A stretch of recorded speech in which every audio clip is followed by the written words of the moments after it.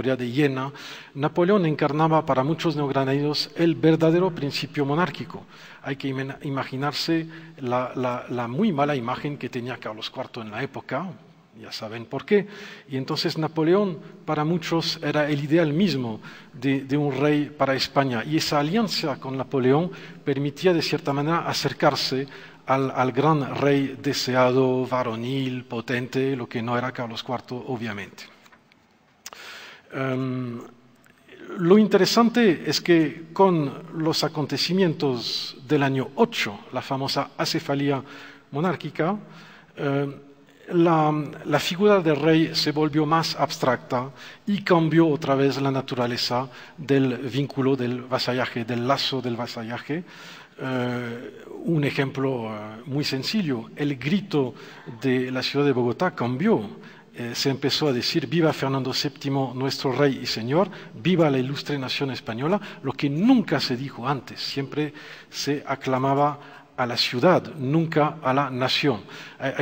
Hay una nueva figura del rey que aparece vinculada con una nación más abstracta. Estamos ya a principios de nuevas cuerdas de imaginación de tipo nacional. Otra vez la figura de Israel frente a Apolión, el destructor. Ustedes saben que en el capítulo 9 del Apocalipsis se llama a la bestia del Apocalipsis Apolión, y eso no escapó a ningún religioso de la época. El neo-Apolión, el nuevo destructor, es Napoleón, obviamente.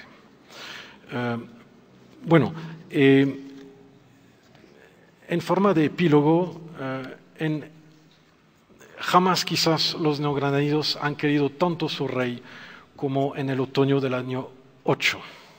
Es un momento de adhesión máxima al rey de España y quizás de adhesión máxima a la nación española.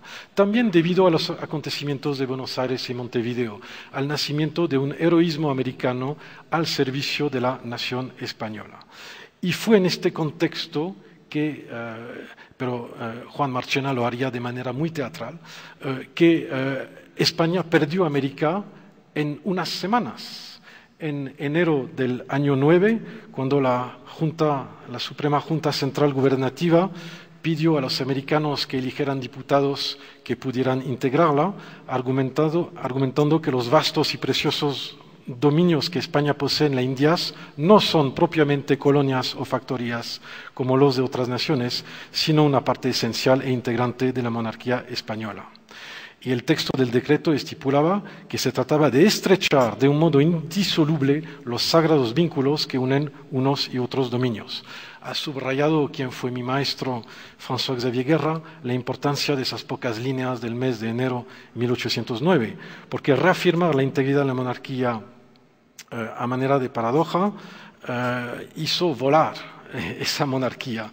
Se le estaba diciendo a los americanos que al final ya no eran colonos, sino eran españoles como los demás, ¿no? Fue una especie de cachete formidable para quienes siempre se habían pensado como españoles europeos y que de repente se descubrían colonos, en palabras de la propia Suprema Junta. Todo el mundo en la sala conoce la famosa respuesta de Camilo Torres a este texto, el Memorial de Agravios. Establecer pues una diferencia entre América y España sería destruir el concepto de provincias independientes y de partes esenciales y constituyentes de la monarquía. O sea que para Camilo Torres el virreinato ya era independiente por naturaleza, ya que los españoles americanos eran españoles como los demás. Afirmar que eran colonos era destruir el concepto de provincias independientes.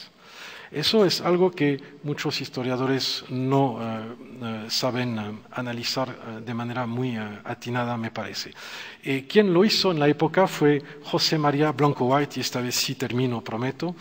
José María Blanco White, ese publicista español que vivía en Londres, Se interesó en el contrasentido que existía en la época con respecto al término independencia. La independencia, si se acompaña de la obediencia a los monarcas legítimos de España, no significará jamás la separación de estos dominios. La independencia así entendida es una medida de gobierno interior que todos los españoles han adoptado debido a las circunstancias y que no debería tomarse en delito cuando los americanos la toman ellos mismos. O sea, España estaba en guerra de independencia frente a Napoleón y América legítimamente podía reclamarse en lucha por la independencia, pero la independencia frente a Napoleón, no frente a la soberanía del rey. Lo que quería Blanco White era una especie de Commonwealth español con muchas patrias dentro de una nación española. La palabra del fin la dejo también a Blanco White. Cuando Blanco White se enteró de los acontecimientos de Caracas y de los de Santa Fe, escribe en su Gaceta El Español en Londres que esta vez todo se perdió.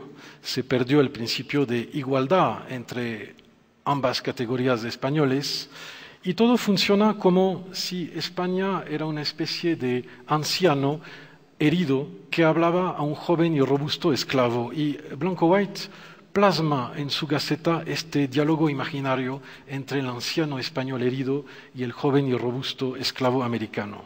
Acércate a mí, le dice el anciano, cuanto alcance la cadena. Ven a mi auxilio sin romperla.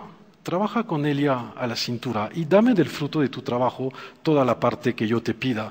Tú eres igual a mí en todo, te lo confieso, mas guárdate de tocar ahora a la cadena. Tu suerte queda de mi cuenta y trataré de ella con oportunidad. Y termina Blanco White escribiendo: qué locura despreciar los medios de convertir a los americanos en amigos cuando no los tenéis de conservarlos esclavos. Ya.